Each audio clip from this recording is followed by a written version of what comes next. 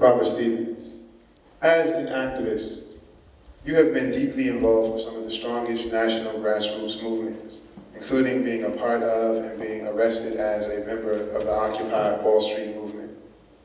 Your late father was also an African-American preacher, which gives you a unique perspective on this panel. Many would suggest that the Black church should have had a presence within those same movements you have been a part of. As an activist and a grassroots organizer, what is your perspective on the current state of the African-American church?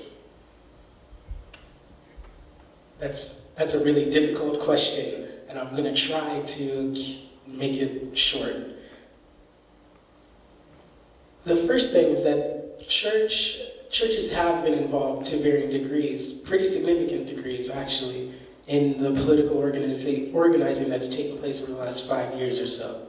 In Ferguson, for example, one of the main meeting places and safe houses for the organizers was a church called St. Mark's. And the police raided the church and arrested 47 people one night within the first 2 weeks of the protest. So it's always been a factor. Now, to what degree and how common is that? How many Black churches and churches in general are offering support? That's a whole other question. I'm not really prepared to give an answer on that. I want to read you a quote that my dad wrote in 1993, and he was talking about the church. He says, "There has been a strand of revolutionary behavior present in the African American church from its inception up to this present moment. This strand has been resolved not to accept the status quo and has been bound and determined to accomplish liberation for an oppressed people. It has not always been the dominant ideology expressed by the church, but it has always been there.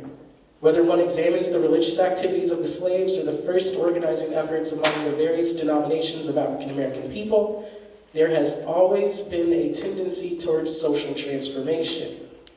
It has been an African American church in the midst of slave oppression, Jim Crow laws, bitter segregation, urban migration, and economic displacement that has enabled the people to mitigate the cycle of pain inherent in the decadence of American society."